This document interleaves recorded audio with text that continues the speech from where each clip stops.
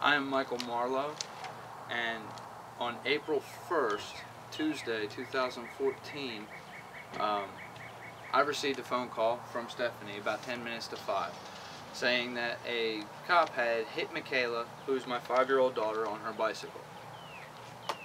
I told her to call the cops, and she then told me that he told me not to call the cops. If I called the cops, I would have more problems than I knew how to handle. I told her to call 911 immediately. So when I got home, she told me that that black SUV over there come barreling down the road. She was walking with Michaela and the neighbor's daughter, who's 3 years old, and Michaela was just a little bit in front of her, and 2 other cars had come by, went by real slow with a nice wide berth. This vehicle caught Stephanie's attention because it laid on the throttle pretty heavy. She turned around, told Michaela to get over to the side. As she got over to the side, the vehicle came zooming past them, clipped Michaela's front tire, jerking her handlebars, throwing her to the ground, skinning her knee. Stephanie, standing there in shock, waiting for this man to get out of his vehicle after 1 or 2 minutes, said, "Nice move, jerk. You've knocked my kid off her bicycle." She's bleeding, crying. The first thing he said to her was to stay off of my property. And then some other words were exchanged, right? Yes, other words were exchanged. It come down to the point where I told him not to threaten me, and he told me that he wasn't threatening me. It was a promise that he would make it harder for me if I wanted to start something. When he bumped into Michaela and knocked her off of her bike, when I said, "Thanks a lot, jerk," he had told me to stay off of his property, keep my kids out of his yard. And that, you know, he had looked at me and he had actually made the comment to put an effing Band-Aid on it. So he did acknowledge that he bumped her off of her bike and continued to walk inside. I called the sheriffs. They came out here. They never once went over there and got his side of the story, but yet they made me and the witness write out a report of what happened. A statement, but they never went over there, never called him, never went over there, and he never acknowledged us. So when I arrived home from work, 2 deputies were already here. There was a lieutenant who was supposedly Deputy Smith's supervisor, and another deputy, Fitzgerald. I then told them that I wanted to press charges or file a formal complaint. They told me in my driveway I could not. They said that they received his statement on the phone. They never went to his door, never went to his driveway, never asked him to come outside. And after he acted belligerently and vulgar towards women and children, had I done something like that as a regular citizen, I would have been locked up immediately. I'd have been incarcerated, and I would probably be in jail until my court date. To this date, which is April 21st, nothing. No response from the sheriff's department, no formal apology, nothing from the guy across the street. I mean, it's just one vicious circle. We've been led in a vicious circle from the magistrate when we originally went to the magistrate, which was April 3rd. We wanted to have a warrant for hit and run. Well, they gave us a warrant and a court date for a simple assault on a minor, which I knew was going to be dismissed because there's no malicious intent. And before we even get to the court date and try to amend those charges, they told us we cannot amend those charges. Someone in law enforcement has to write a hit and run for a motor vehicle citation. And now the district attorney has dismissed the case before it's even had a chance to be heard. Luckily, Michaela's injuries are minor. It was just a scraped knee. But it's the demeanor of which how the officer acted. This is a public safety officer who is running down 5-year-old children and belligerently and vulgarly speaking to women and children in a quiet neighborhood, speeding down a cul-de-sac road. Did you get a response when you tried to contact the sheriff personally? The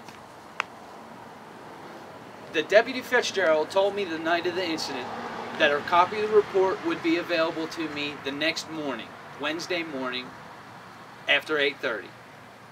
9 o'clock, something like that, he said.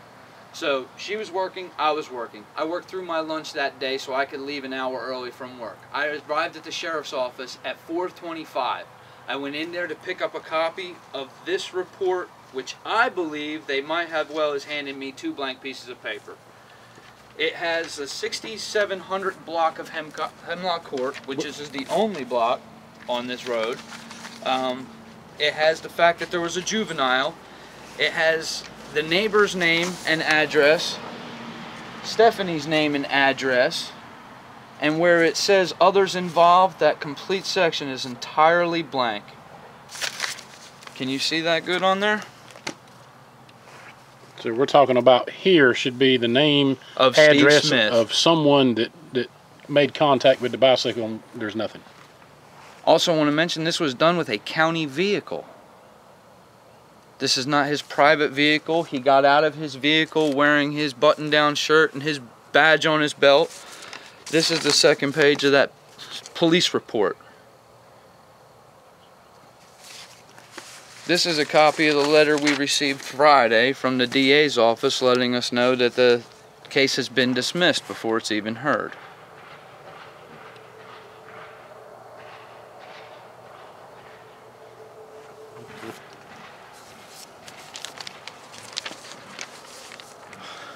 Where was I? Pictures.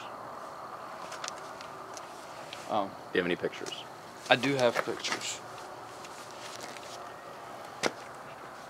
So at that time, while I'm at the sheriff's office, I'm looking at this report and I said, well, I would like to speak to the sheriff, please. The secretary then said, which one? I was shocked. I said, the man whose name's on the door downstairs. And she said, well, he's in a meeting right now.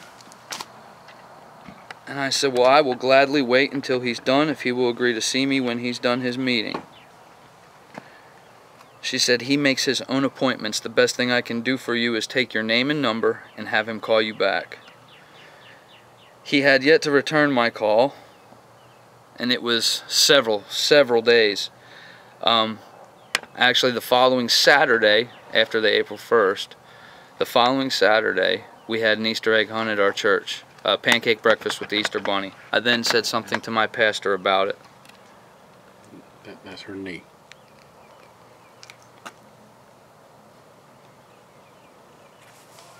My pastor said, Calvin Woodard's a good close friend of mine.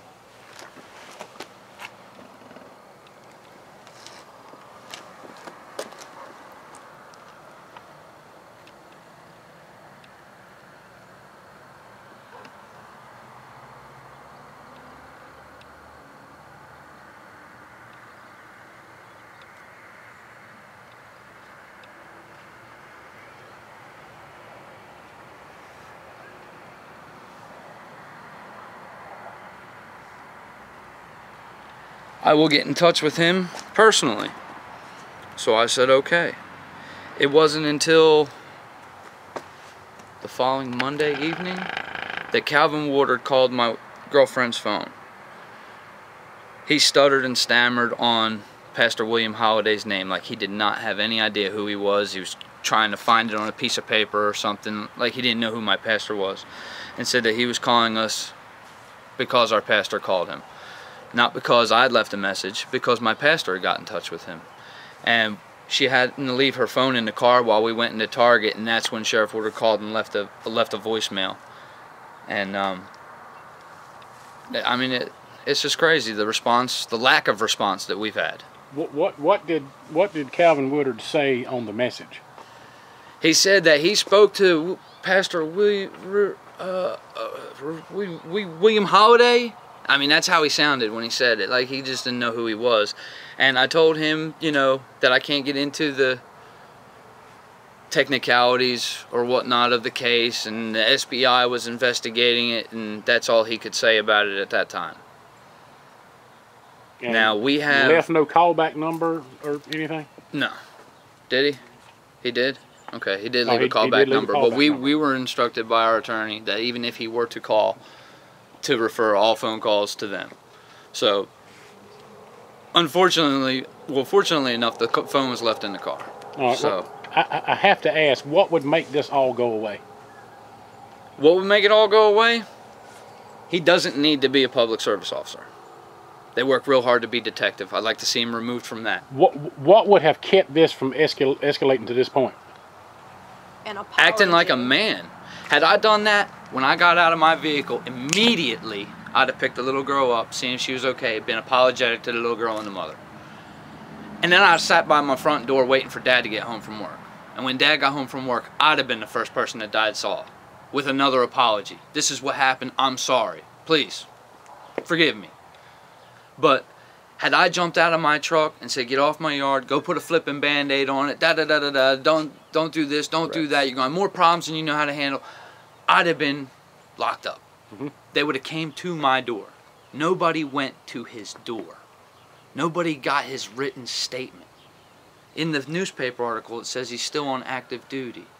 So there was no reprimandation at work. I mean, nothing. I mean, this says that I can do whatever I want to do, and I can get away with it. Did they tell you why the charges have been dropped and there'll be no court date? They had tried to make a meeting with Stephanie. April 16th, I believe, or the 17th, at 8 a.m. She was unable to make it to that meeting. She called them, tried to let them know. She said, well, if you don't come in, the DA can drop your case. Well, she was unable to come in. So then that same day, she was supposed to meet Thursday. That same day, they typed this letter and stuck it in the mailbox. Wasted no time. Okay, so because we got this letter in the mail the following day on Friday. So because Stephanie was unable to make the first scheduled meeting that they had, they said that's the reason they dropped the charges. That's right. Because she couldn't make it to the meeting. This meeting. letter states, Dear Mrs. Pridgeon, I am sorry that you were unable to keep your appointment at 8 a.m. today in Wilson. The purpose of the meeting was to inform you of the results of my personal review in this matter. In addition to reviewing the available information, I also consulted with the SBI regarding the possibility of additional investigation. I agree with the determination that an SBI investigation would not result in the discovery of relevant evidence not already available. Based on my review, I have concluded that the acts or omissions specifically alleged as the basis for this charge do not rise to the level of criminal conduct.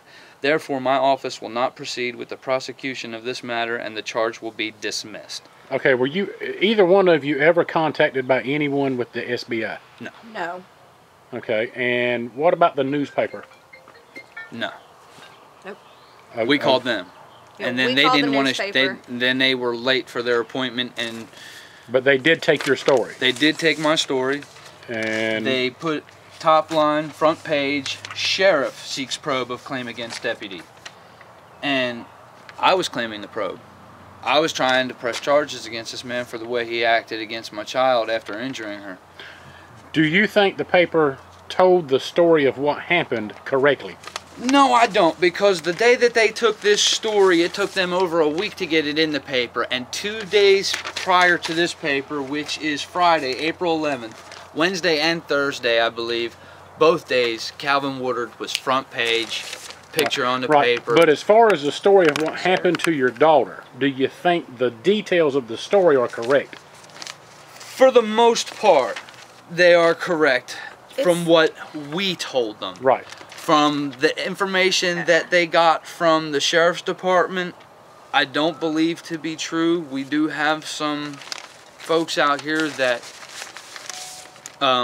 claim to me they can positively ID Calvin Woodard out here the night of the incident, sitting at Steve Smith's house from 8 to 10:30. So for 2.5 hours, I did not see him, but I was told that he was in the neighborhood.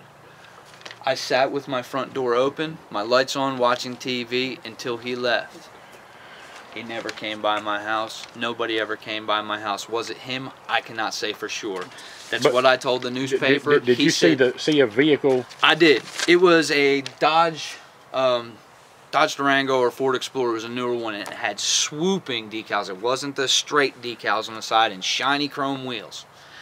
I don't know who So else. it was a sheriff's vehicle? It was a sheriff's vehicle. Okay. It was marked, and it had shiny wheels on it, so I can only assume it was somebody of higher... Don't know for sure if it was Calvin. Just know personally, it was I do not know. Just know it was a Wilson County Sheriff's Department vehicle. And I actually never thought that stopped it by was here. somebody that was getting his statement that evening and was going to stop by here to get, you know, this side.